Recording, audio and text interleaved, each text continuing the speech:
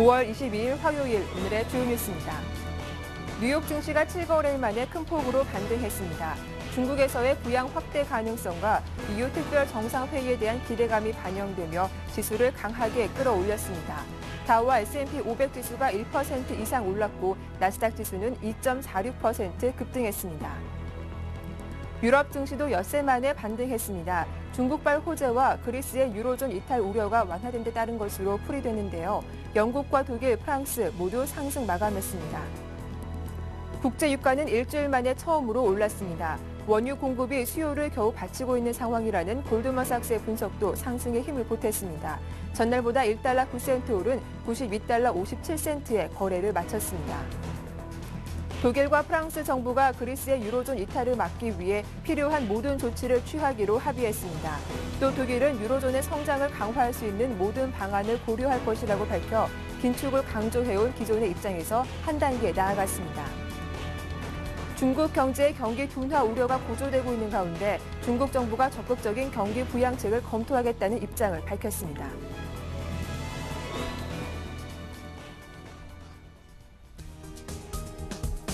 안녕하세요. 굿모닝 대박 예감 박미라입니다. 올 들어 최악의 한 주를 보냈던 뉴욕 증시가 간밤 활기차게 한 주를 시작했습니다. 모처럼 반등이 나왔는데요. 그 반등의 이유는 중국의 경기 부양 기대감이 다시 커진 데다가 그리스의 유로존 이탈을 막기 위해서 독일과 프랑스 정부가 가능한 모든 조치를 취하겠다며 투자자분들의 불안한 심리를 완화시켰기 때문입니다. 자, 장 막판 갈수록 힘이 더 강해지면서 거의 종가가 고점에서 마무리가 됐는데요. 그 힘이 오늘 국내 증시에도 고스란히 반영되길 바라면서 오늘 화요일 순서도 힘차게 출발해 보겠습니다. 먼저 간밤 어떤 재료들이 있었는지 글로벌 핫 이슈로 정리해보죠.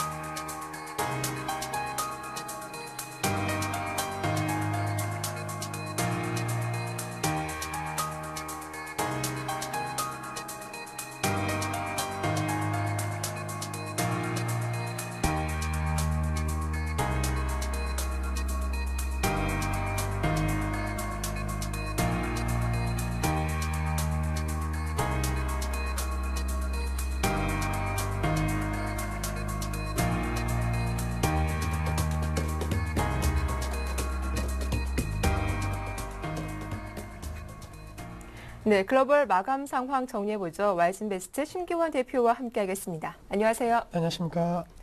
예, 간밤 뉴욕 증시가 무려 7거래일 만에 오랜만에 정말 반등다운 반등이 나왔습니다. 다우와 S&P 500 지수는 1% 올랐고 또 나스닥 지수가 2% 이상 크게 올랐던데 자세한 마감 상황 살펴봐 주시죠. 네, 뉴욕 증시 3대 지수 모두 상승폭을 확대하면서 마감을 하였습니다. 중국의 경기 부양에 대한 기대감 그리고 그동안 좀 많이 떨어졌다라는 반발 매수세에 대한 기대감으로 비교적 큰 폭의 상승 흐름으로 마감하는 모습 보였는데 다우지수 같은 경우에는 전 거래일 대비 1.09% 상승한 12,504.48을 기록을 하였습니다.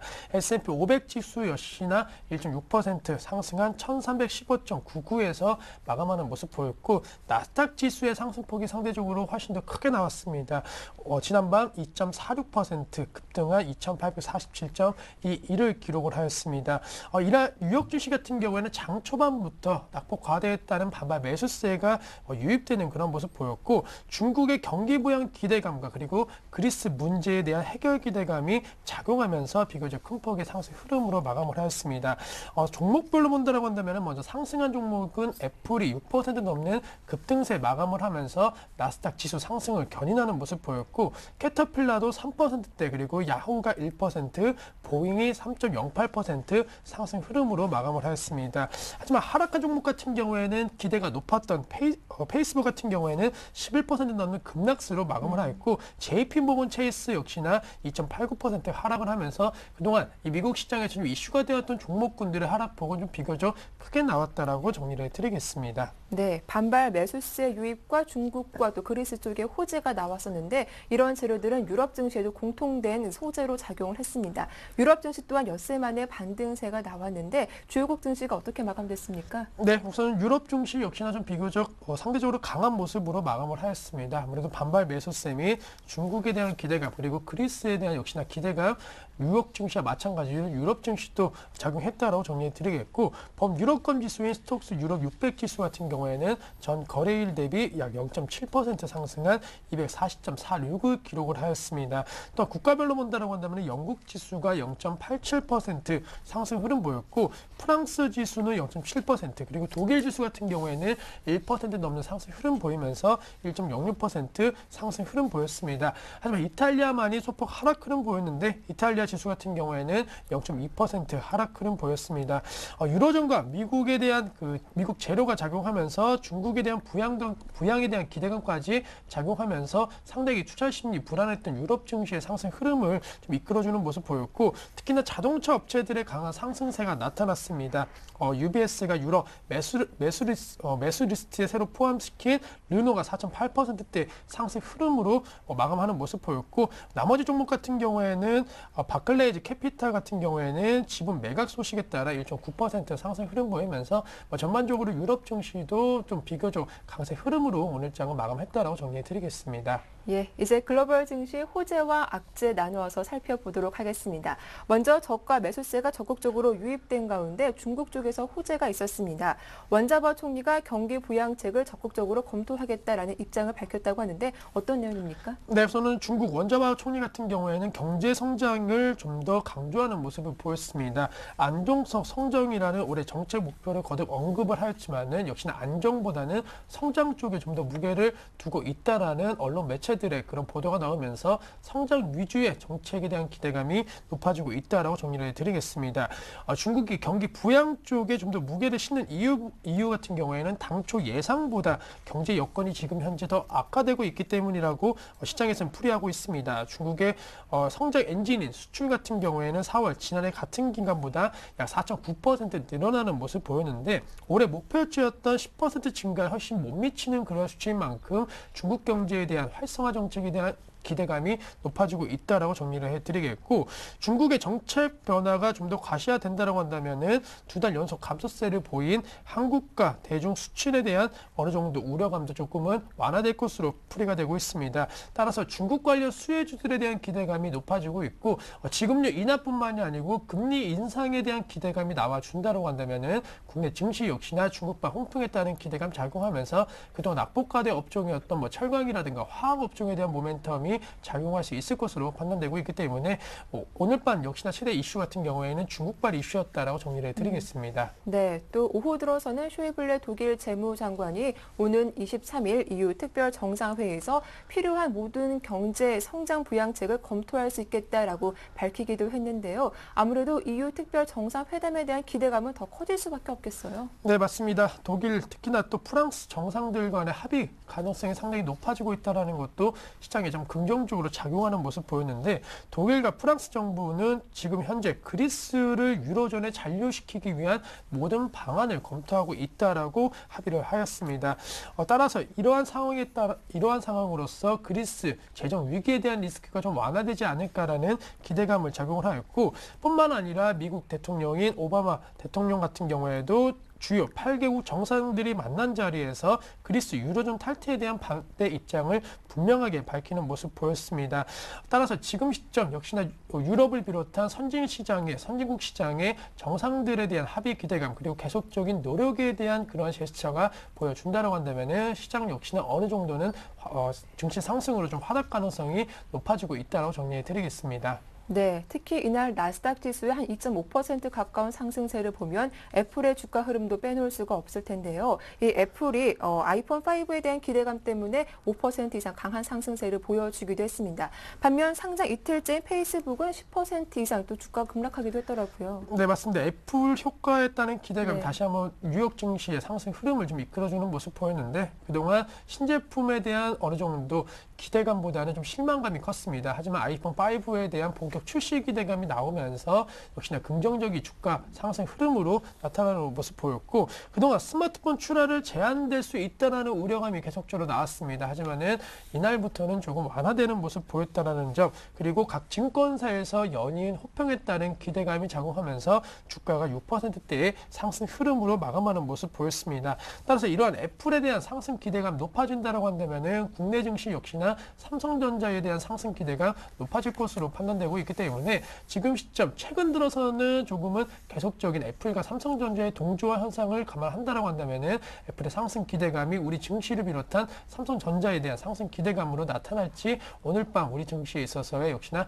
핵심 키워드라고 정리를 해드리겠습니다. 예, 그렇다면 이 페이스북의 주가가 공모가 아래로 추락했다라는 소식은 좀 어떻게 접근을 해봐야 할까요? 네, 우선은 뭐 페이스북 같은 경우에는 네. 워낙 지금 공모가 자체가 좀 높게 형성되었다는 고평가 논란이 나왔다는 점에서는 조금 하락 가능성이 높았다라고 먼저 말씀을 드리겠습니다.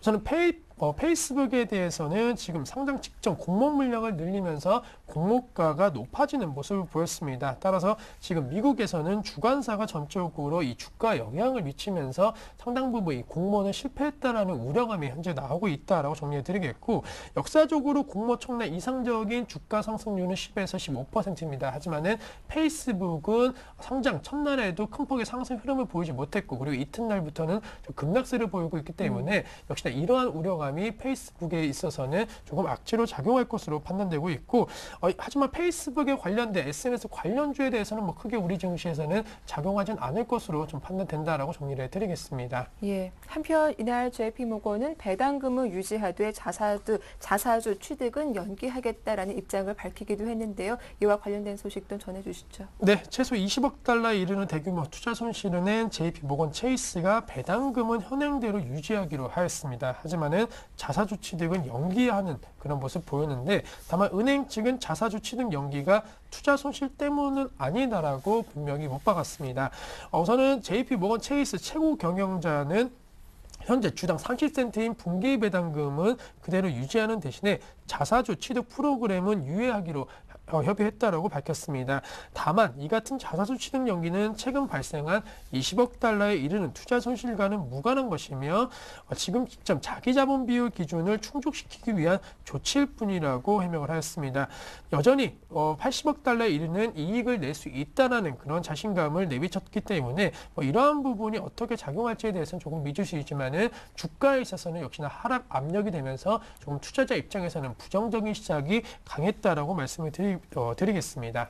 네, 또 한편 이날 발표된 미국의 경제 지표들 크게 부각되지는 못했었는데요. 지난달 미국 기업들의 경제 활동이 3월에 비해서 다소 개선된 것으로 나타났다고 하죠. 네, 미국 기업인들의 경제 활동이 3월에 비해서는 다소 개선되는 모습을 보였습니다. 하지만은 추세적으로는 둔화세가 계속적으로 나타나고 있다라고 정리해 드릴 수가 있는데, 지난 4월 중 전국 경제 활동 지수가 0.11을 기록을 하였다고 시카고 연방준비은행이 발표를 하였습니다.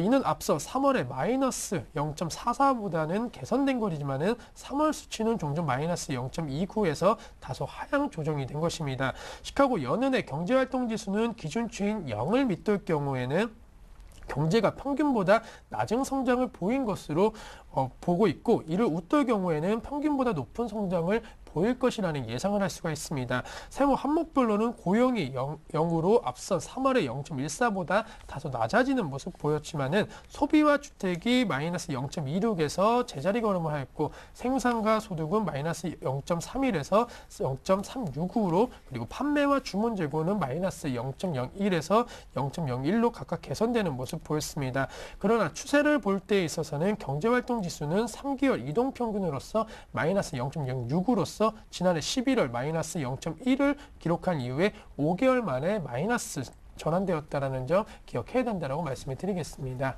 네, 이어서 상품 시장 마감 상황도 살펴보겠습니다. 간밤 국제 유가가 일주일 만에 처음으로 올랐습니다. 한편 또 금값은 계속 혼조세를 보이다가 소폭 내리면서 마감을 했는데 자세한 마감 상황 전해주시죠. 네, 우선은 상품 시장 같은 경우는 좀 엇갈린 양상으로 마감을 했습니다. 먼저 국제 유가 같은 경우에는 모처럼 반등에 성공하는 모습 보였는데, 역시나 중국의 경기 부양 가능성이 높아짐에 따라서 기대감이 커졌고, 또 무엇보다도 원유 공급 수요를 지금 시점 겨우 받치고 있는 상황이다. 있다라는 외국계 증권사의 분석이 나오면서 이러한 상승 흐름의 주요 원인이 되는 모습 보였습니다.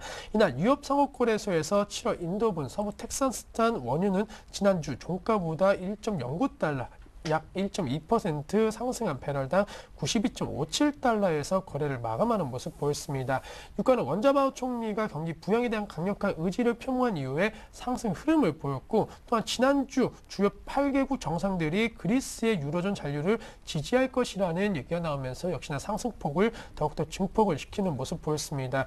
또한 유가 같은 경우에는 오늘 7월 1일부터 유럽연합이 이란산 원유에 대해서 전면적으로 금수 조치에 돌입할 수 있다는 것도 주가 상승의 주요 원인으로 풀이가 되었고 금 가격 같은 경우에는 계속적인 등락을 반복하는 모습 보였지만은 결국 하락세로 마감을 하였습니다. 7월물 금은 지난주 종가보다 3.2달러 0.2% 하락한 온스당 1,588.70달러에서 거래를 마치면서 상품 시장 같은 경우에는 좀 엇갈린 양상 쪽에서 오늘 좀 마감했다라고 정리를 해드리겠습니다. 네, 이어서 오늘 밤 어떤 경제 지표들이 발표되는지 그리고 어떤 기업들이 실적 발표하는지 끝으로 정리해 보겠습니다. 네, 오늘 밤 같은 경우에는 4월 기존 주택 판매 지수가 발표가 될 예정입니다. 그동안 이 주택 관련 지표 같은 경우에는 미국 증시를 비롯한 글로벌 증시에 영향을 좀 많이 줬기 때문에 역시나 주택 관련된 지표 오늘 밤 주목하자라고 정리해 드리겠고 오늘 밤 같은 경우에는 미국의 주요 기업들의 실적 발표도 계속적으로 예정이 되어 있습니다.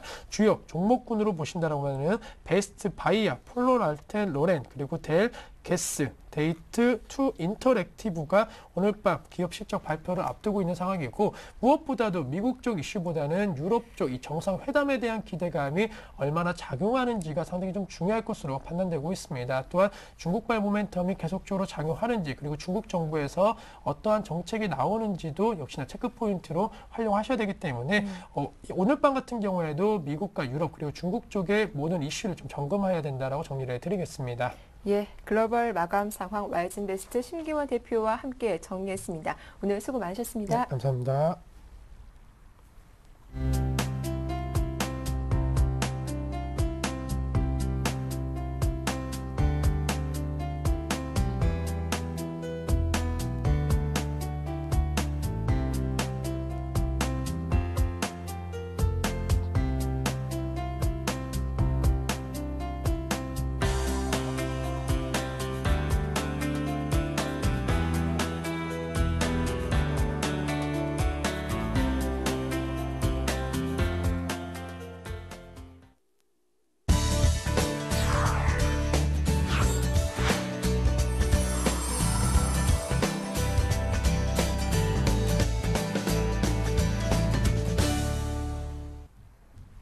네, 세계를 보는 눈 인백스 투자전문의 이현민 본부장과 오늘 시간 함께하겠습니다. 안녕하세요. 네, 안녕하십니까.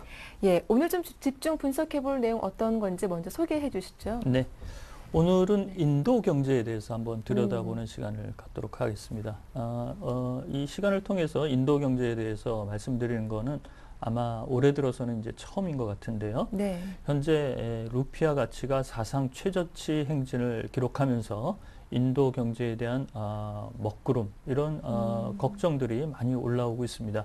이 시간을 통해서 인도 경제를 다뤄드릴 정도라면 인도 경제가 상당히 현재 어려운 국면이라고 말씀을 드릴 수가 있는데요. 오늘 이런 부분을 살펴보도록 하겠습니다. 네, 그러게요. 저희가 또 인도 경제를 이번 시간에 다뤄보는 건 오늘이 처음이지 않을까 싶은데 방금 말씀하신 것처럼 루피아가 사상 최저치 행진을 이어가고 있다라고 하셨는데 그 원인이 무엇인지 일단은 분석을 해볼게요.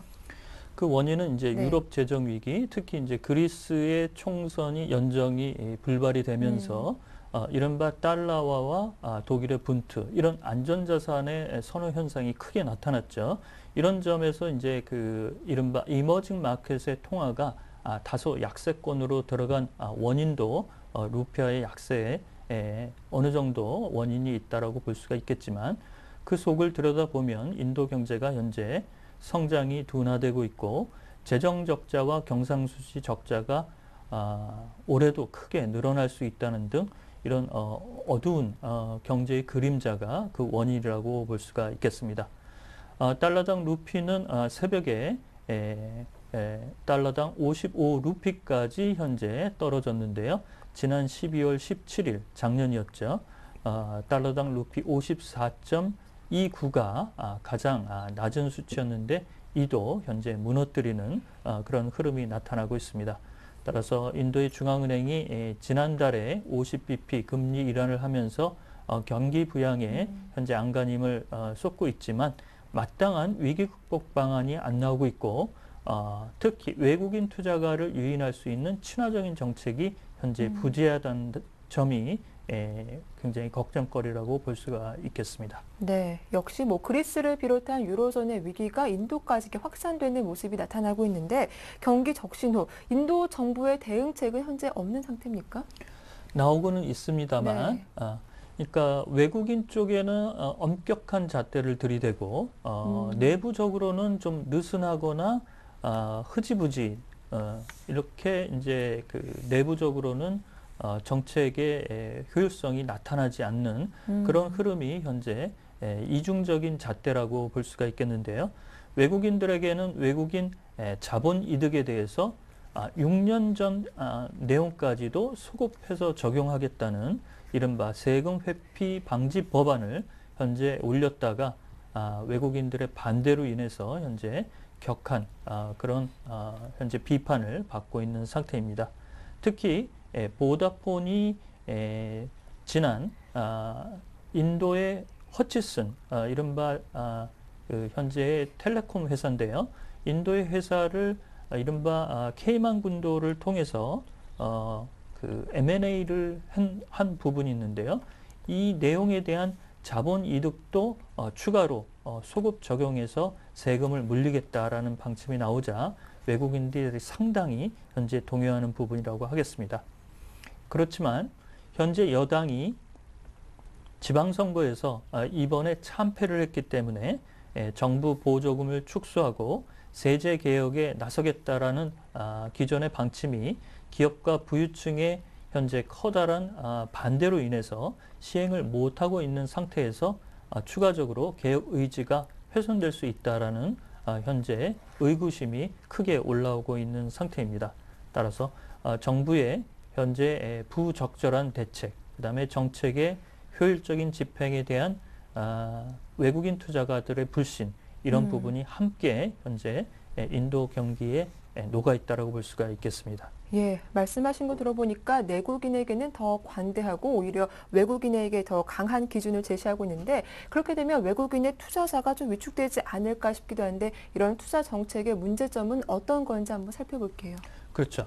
외국인들이 이런 부분에서 이제 좀 불안한 부분을 느끼는 겁니다. 그래서 인도 증시에도 이른바 현재 증시 시가총액의 약 17%, 약 2천억 달러의 외국인 투자가 들어와 있는데요. 최근 루피가 사상 최저치 행진을 가져가면서 이런 부분에서 외국인들이 인도 증시에서 탈출하려는 움직임도 조금씩 크게 나타나고 있다라고 볼 수가 있겠고요. 먼저 시장 친화적인 정책보다는 개방 개혁이 다소 후퇴되는 모습으로 나타나고 있고 현재 만모한 싱 총리가 이끄는 여당이 리더십의 부재 문제가 크게 올라오고 있다는 점이 이 문제가 간단히 현재 끝나지 않을 수 있다라는 현재 걱정이 크다라고 볼 수가 있겠습니다. 따라서 4월 달에 외국인 투자 자금이 인도 시장에 들어온 것이 1억 7,180만 달러에 그쳤는데요.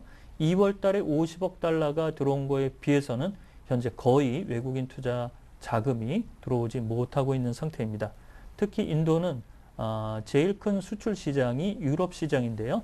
유럽 시장의 수출이 현재 크게 줄어들고 있으면서 경상수지 적자가 누적이 되고 있는데 이런 부분을 외국인 투자로 그동안 막아왔던 것이 사실입니다만 이렇게 외국인 투자가 급격히 줄어들면서 물가 불안과 현재 경상수지 적자 이런 쪽에서도 파열음이 나오고 있는 상태라고 보겠습니다. 네, 현재 외국인의 자금이 인도 경제에 유입되지 못하고 있다라고 하셨는데 그렇다면 향후 인도 경제에 대한 평가는 좀 어떨까요?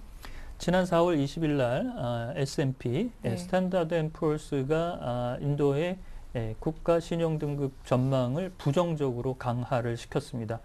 요인은 재정 적자 문제가 쉽게 풀리지 않을 것이라는 부정적 전망을 했는데요. 이런 점에서도 현재 인도 경제가 당면하고 있는 어려움을 읽을 수 있다라고 볼 수가 있겠습니다.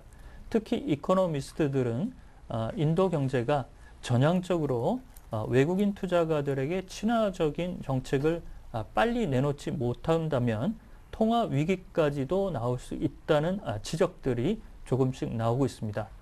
특히 스티븐 로치 전 모건 스탠리 회장은 올해 1월에 중국보다도 인도 경제가 더 어려울 것이다라고 얘기를 하고 있는데요. 그것이 서서히 현재 수면 위로 올라오고 있다는 점이 걱정이라고 볼 수가 있겠습니다. 따라서 세수 부족을 만회하기 위해서 정부가 현재 노력하고 있는 그 정부 보조금 축소라든지 기업가 그다음에 소득세 인상 이런 부분이 생각보다 더디게 움직인다면 하반기에 인도의 불안한 흐름은 이머징 마켓에 큰 영향을 미칠 수 있는 부정적 팩터라고 볼 수가 있겠습니다. 네, 이런 이머징 국가에서 대표적인 나라로 꼽히고 있는 것이 또 인도이기도 한데 이런 인도 경제의 불안이 시장에 미치는 영향 어떨지 끝으로 정리해 보겠습니다. 역시 이제 이머징 그 통화에 미칠 수 있는 부정적 영향을 저희가 이제 걱정을 하고 있는 것이죠. 네. 특히 이제 브라질이라든지 이런 쪽에 그 헤아라 이런 부분이 조금 안 좋게 움직일 수 있는 부분이 인도 경제와 현재 루피아의 사상 최저치 행진 이런 부분에 부정적 영향을 받지 않을까라고 우려할 수가 있겠습니다. 또 하나 상품 시장에서는 금 수입이 인도가 중국과 더불어 가장 많은 흐름을 가져가고 있는데요. 현재 금 수입을 줄이기 위해서 수입 관세를 높여놓은 상태입니다. 그래서 금 가격은 잠재적으로 인도의 금 수입이 줄어들고 있다는 측면에서는 잠재적으로 가격이 좀 하락할 수 있는 요인도 있다라고 볼 수가 있겠습니다. 따라서 정부가 전향적으로 좀 나서야 되는데 이런 리더십의 부재가 현재 목도하고 있는 인도 경제의 현 주소라고 볼 수가 있겠습니다. 네, 오늘은 사면 초과에 빠진 인도 경제 상황에 대해서 자세하게 분석을 해봤습니다. 지금까지 인백스 투자자문의 이현민 본부장과 함께했습니다. 오늘 도움 말씀 고맙습니다.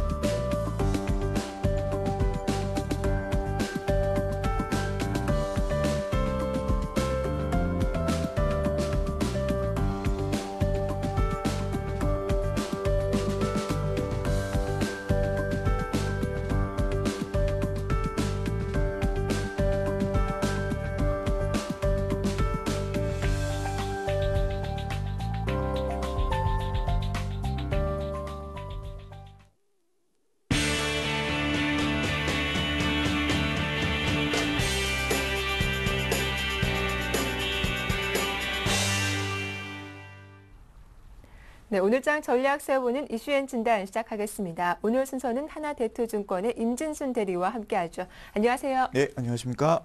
예, 어제 코스피 지수가 1,800포인트 턱 밑까지는 올라왔습니다. 하지만 좀 기술적 반등의 성격이 강하다라는 것이 대부분의 의견이기도 한데 어제장 마감 상황 다시 한번 정리해 볼게요. 예, 말씀하신 대로 코스피 전일 대비해서 16포인트 올라면서 1,800에 근접하면서 마감했습니다.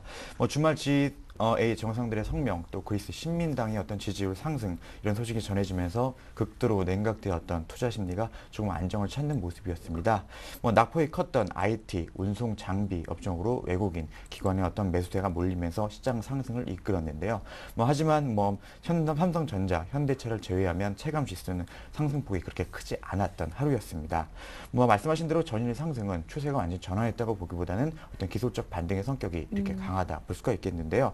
역시 약한 되돌림의 강도입니다. 그동안 하락폭 대비해서 상승폭이 그렇게 크지 않았고요. 또 수급 측면에서도 외국인의 매도 강도가 좀 다소 완화되긴 했지만 어제 30분 만에 타자에서 팔자로 전환을 했죠. 14일 연속 팔자가 계속되고 있다는 점, 또 프로그램 역시 베이시스 약화가 계속되고 있다는 점 부담으로 작용할 수 있을 것 같고요. 또 유럽발 불확실성은 역시 뚜렷한 진전 없이 여전히 현재 진행형이다. 이런 측면에서 큰 의미를 부여하기 어려운 상승이었다. 이렇게 볼 수 있겠습니다. 예, 어제 수급으로 봐도 관망 심리가 우세한 상황이었고 또 거래량 자체가 또 크게 줄었던 하루였기도 했는데 어제 상승했던 종목들을 보면은 역시나 그동안에 강한 업종이었던 삼성전자를 필두로 한 전차 군단 쪽에 많이 쏠려 있더라고요. 예. 어제 업종별로 흐름 정리해 볼까요? 예, 그동안 IT, 자동차, 주도주 논란이 좀 있었지만 역시 강한 모습 보였습니다.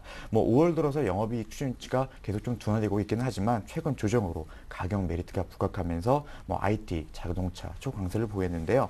삼성전기, 삼성전자가 3.6%대 상승을 보였고요. 현대차가 3.4, 기아차 3.8% 상승을 했습니다. 자동차주의 상승과 맞물려서 타이어주도 강세를 보였는데요. 한국타이어가 4.89, 또 금호타이어 3.69, 넥센타이어 역시 7%대 상승세 보였습니다. 항공주도 강세였습니다. 환율 하락 및 실적 개선 기대감으로 아시아나항공과 대한항공이 또 강세를 보였고요. 내수주 역시 강세였는데요. 의류, 음식료 업종이었습니다. 한성과 LG패션이 강세, 또 음식료 업종 중에서도 대상이 5%, 남양유업이 4%, 또 롯데제과 역시 상승세를 보였습니다. 테마로서는 여수 엑스포 테마가 강세였는데요. YN텍이 상한가를 기록했고요. 시공테크가 4%, 또 일신석재 역시 3%를 기록했습니다.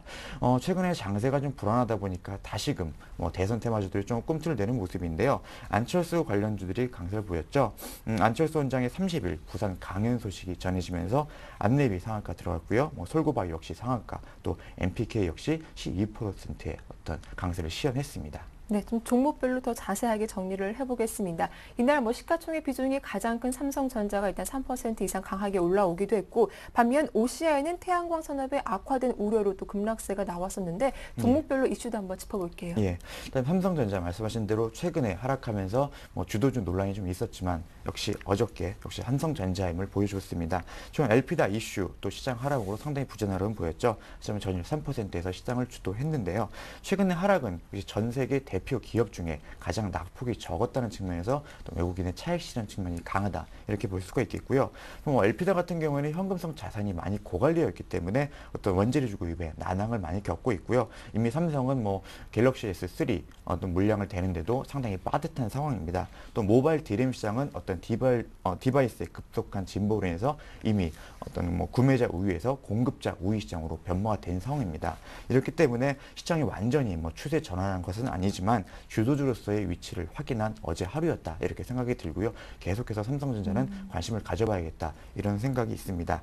또 말씀하신 OCI 상당히 전망이 어둡습니다. 일단 폴리실콘 4.5 공장 어떤 설비 신설 무기한 연기 발표로 약세를 보였는데요. 두 가지 측면에서 태양광 업황이 상당히 좋지 않다 이렇게 볼 수가 있겠습니다. 먼저 새만금 지역의 송배선 설비 신설이 걸린 제5공장 같은 경우에는 이미 어느 정도 연기가 예상되어 있었지만 증설에 약 2년 정도가 소요되는 점을 감안할 때는 내년에 업황이 개선되어도 약 완공은 2015년 이후가 될 것이다 이렇게 보고 있고요. 더 주목할 점은 4공장이었던 연기인데요. 이미 총 투자비 1조 6천억 원 중에서 절반이 투입됐던 점에서 또 회사 내부로도 태양광 시황의 단기 업황이 그만큼 어렵고 개선 가능성이 높지 않다 이런 거를 역설적으로 나타나는 부분이 아닌가 싶습니다. 그래서 이는 향후 수익 추정에 대한 어떤 하향으로 이어질 수밖에 없기 때문에 전주에 나왔죠. 중국 태양광 업체들에 대한 미국 상무부의 반덤핑 관세와 더불어서 당분간 태양광 산업에 상당히 악재로 작용할 전망이 높다 이렇게 보고 있습니다. 예, 또 간밤 뉴욕 증시에서 보면은 애플이 아이폰 5의 기대감으로 오랜만에 큰 폭의 반등세가 나오기도 했습니다. 예. 오늘 혹시 과연 국내 증시에 또 어떤 모멘텀이 되지 않을까 그런 생각도 들긴 하는데 어떻게 보시는지요? 예, 뭐 오늘 시장 전략에 네. 간단히 좀 말씀드리겠습니다. 어저께 말씀하신 뭐 애플 건도 있었고요. 뭐 전주에 있었던 G8 건이 어떤 미국 시장에 오늘 반영이 되면서 여러 가지 부분에서 상승이 있었습니다.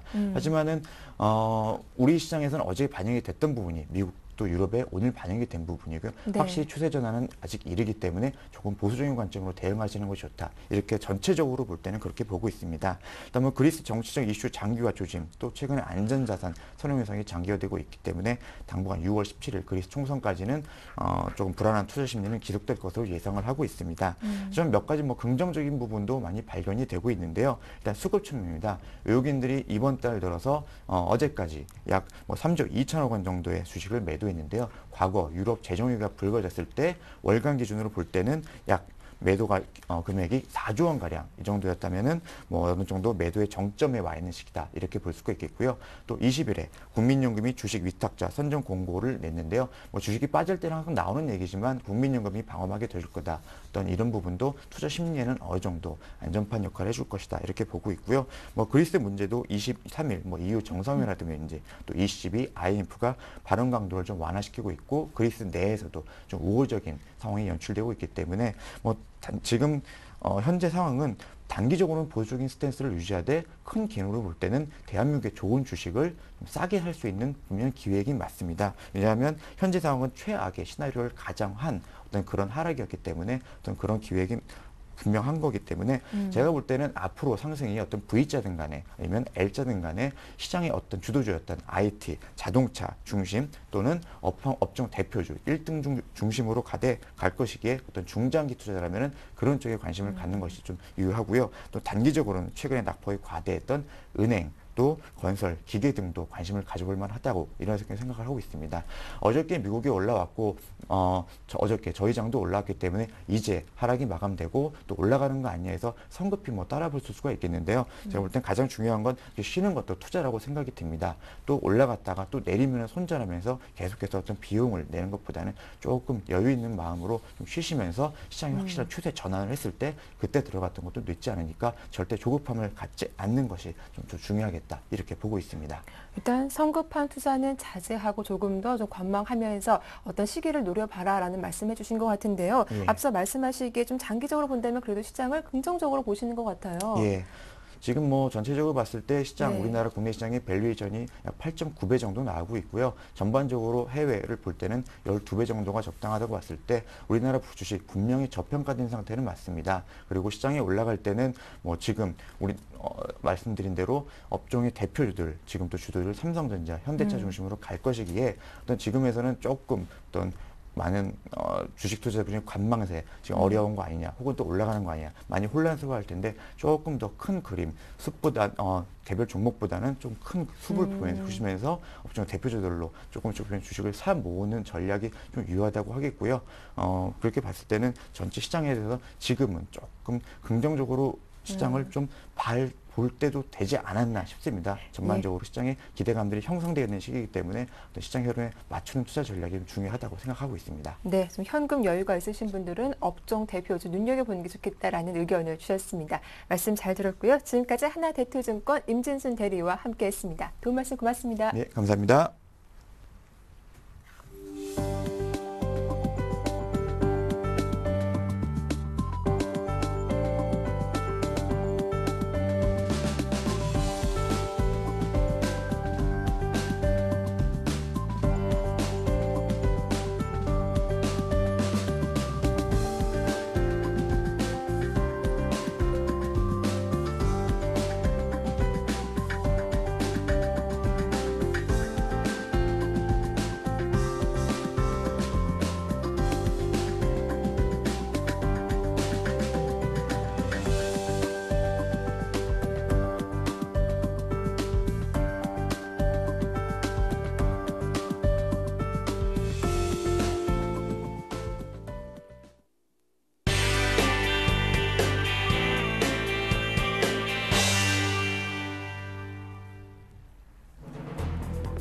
오늘의 주요 뉴스입니다.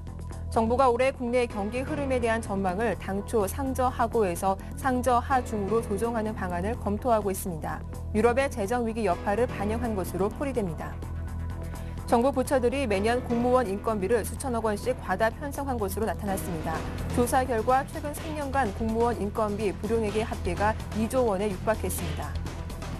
한 온라인 취업 포털이 28개 공기업의 2011년 경영 정보를 토대로 신입사원 연봉을 분석한 결과 인천국제공항공사가 3,324만 원으로 1위를 차지했습니다. 공정거래위원회와 한국소비자원은 수입 전기 다리미 41개 제품에 대한 소비자 가격 동향을 조사한 결과 수입 원가보다 2배 이상 부풀려진 것으로 나타났습니다.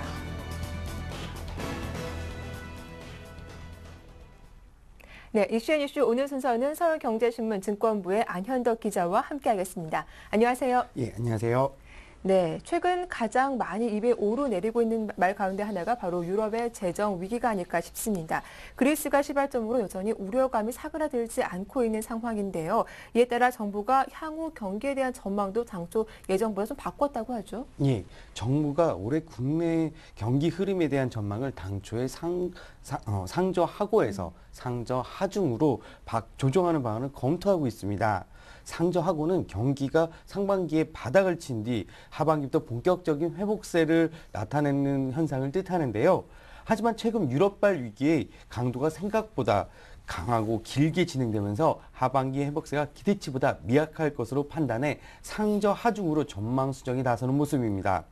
정부는 특히 유럽발 위기의 강도가 지금보다 더욱 거세게 불어오면 최악의 경우 상저하저까지도 가능하다고 보고 다음 달 확정할 하반기 경제운용 계획의 밑그림을 적극적인 경기 대응의 방향으로 다시 그릴 방침입니다. 정부는 이에 따라 기업과 가계 등 민간 부분의 투자 소비를 이끌어내기 위한 규제 완화 및 인센티브 마련 방안 등을 놓고 정책적 검토 작업에 들어간 것으로 알려졌는데요. 이달 말까지 산업계의 300개 협회와 전국의 지방자치단체로부터 기업들의 투자를 저해하는 문턱을 없애는 규제 완화 대책을 계속 내놓을 방침으로 이후 하반기에 내놓을 또 다른 규제 완화책은 없는지에 대해서도 고민하고 있다는 게 정부 당국자의 설명입니다. 다만 이 같은 움직임에 추가 경정 예산을 편성한 것은 포함되지 않고 있다고 알려졌는데요. 이에 따라 정부의 하반기 재정 운영 밑그림은 정부가 나랏빚을 억지로 돈을 풀기보다는 기존 재원을 10분 활용해 집행 효과를 높이는 방향으로 그려질 것으로 점쳐지고 있습니다. 네, 점차 커지는 유럽 위기로 우리 가정뿐만 아니라 정부 얼굴에도 근심이 지워지지 않고 있는 상황입니다. 반면 상황이 이렇게 좋지 않는데도 불구하고 인건비를 과하게 편성하는 공무원들의 예산 낭비가 심하다는 지적도 나오고 있더라고요. 예, 나라 고가는 비워가고 있는데 정부 부처들이 매년 공무원들의 인건비를 수천억 원씩 과다 편성해 쓸데없이 예산 파일만 키우고 있는 것으로 나타났습니다. 지난 3년 동안 예산을 편성해 놓고 남긴 불용액만 2조 원에 달하는데요. 무조건 따놓고 보자는 심리에 세금 쓰는 것을 공무원들이 너무 쉽게 생각하고 있다는 비판이 나오고 있습니다. 중앙정부가 지방자치단체들의 예산 낭비를 지적하지만 정작 중앙부처 공무원들의 쓴소리는 더 해프다는 뜻입니다. 서울경제신문이 21일 입수한 정부 부처 연도별 인건비 집행 현황에 따르면 최근 3년간 중앙정부 공무원 인건비 불용액의 합계가 2조 원에 육박하고 있는 것으로 나타났습니다. 인건비 불용액이랑 각 부처들이 공무원 인건비로 예산을 편성해 놓고도 연말까지 예산을 다 쓰지 않아 남은 돈을 말하는데요. 지난해 정부 부처들의 인건비 예산은 25조 2,879억 원이었으나 실제 집행액은 24조 1,928억 원으로 불용액이 4천억 원에 달했습니다. 4천억 원이면 서울 지역에서 초등학생부터 고등학생까지 전면 무상급식을 할 수 있는 돈인데요. 연초부터 적재적소에 쓰이지 못하고 쓸데없이 낭비되고 있는 셈입니다. 인건비 불용액은 최근 들어 줄어든 추세이긴 하지만 지난 3년간 총 학배가 1조 9천억 원에 달해 정부 예산 편성의 대표적인 구멍으로 지적되고 있는데요. 정부 부처 내 무기직 계약이나 기간제 근로자 등의 인건비를 합한 결산상 인건비는 이보다 규모가 훨씬 크기 때문에 실제 3년간 인건비 불용액은 2조 원을 크게 웃돌 것이라는 분석입니다. 재정부에 따르면 인건비 불용액은 세제 잉여으로 이입되기 때문에 다른 예산으로 전용할 가능성은 낮긴 한데요. 하지만 이 같은 인건비 불용액이 그 예산을 정말 필요한 곳에 사용하지 못하고 하고 예산 전체에 못을 기워 다음에 예산 증가에 부담으로 작용할 수 있어 문제로 지적되고 있습니다. 네, 다음 이슈입니다. 신의 직장, 소위 선택받은 사람만 갈 수 있다고 해서 생겨난 말인데 그만큼 연봉이나 처우가 좋다는 의미겠죠. 최근 한 인터넷 포털 사이트에서 국내 최고의 신의 직장이 어디인지 조사를 했다고 하죠. 예, 진정한 신의 직장은 네. 인천국제공항이었습니다. 공기업에 입사한 대졸 신입사원의 평균 연봉이 2,700여만 원으로 집계된 가운데 인천국제공항공사의 연봉은 이보다 20% 가까이 많은 것으로 조사됐습니다. 온라인 취업 포털 사람인이 공공기관 경영정보 공개 시스템인 알리오에 공시된 28기 공기업의 2011년 경영정보를 토대로 신입사원 연봉을 분석한 결과 인천국제공항공사가 3,324만 원으로 1위를 차지했습니다. 대졸 신입사원의 평균 연봉은 이보다 547만 원 적은 2,777만 원이었는데요. 한국감정원과 한국남동발전이 각각 3,171만 원, 3,091만 원으로 2, 3위에 올랐고 이어 한국서부발전과 한국광물자원공사, 한국조폐공사, 한국석유공사, 한국주택보증, 한국마사회, 한국공항공사 순이었습니다. 네, 마지막 소식입니다. 앞으로 다리미를 살 때는 꼭 가격을 따져봐야 할 것 같습니다. 수입 원가보다 2배 이상 웃도는 소비자 가격에 시중에서 팔리고 있다고 하는데 그 실태가 어떤가요? 예, 36,600원에 유럽에서 수입된 네. 전기 다리미가 국내에서는 9만 원대에 팔리고 있는 것으로 나타났습니다. 소비자 가격이 수입 원가보다 2배 이상 부풀려지고 있는 것인데요. 공정거래위원회와 한국소비자원은 4월 15일부터 한 달간 백화점과 대형마트, 전문점, 오픈마켓 등에서 판매되는 수입 전기다리미 41개 제품에 대한 소비자 가격 동향을 조사한 결과를 21일 발표했습니다. 조사 결과 평균적으로 수입업체는 36,000원에 전기다림을 수립한 후 54,103원에 중간 상인이나 소매업체에 판매하고 소매업체는 소비자에게 84,027원에 판매하는 것으로 조사됐습니다. 부가세지세를 포함하면 소비자 가격은 92,430원으로 뛰었습니다. 이에 따라 수입 전기 다리미 평균 유통 수익률은 130%에 달하는 것으로 조사됐는데요. 조사 대상 41개 제품 가운데 100에서 150%의 유통 수익을 내는 제품이 22개로 절반을 넘어섰습니다. 소비자원에 따르면 현재 프랑스 브랜드 테팔과 독일 브랜드 로벤타 제품은 세브코리아가 단독 수입하고 있는 것으로 나타났습니다. 네, 의견 말씀 잘 들었습니다. 이슈 지금까지 서울경제신문 증권부의 안현덕 기자와 함께했습니다. 도움 말씀 고맙습니다. 네, 감사합니다. 네, 굿모닝 대박 예감 1부 순서는 여기서 마치겠습니다. 저희는 잠시 후 2부로 다시 돌아오죠. 고맙습니다.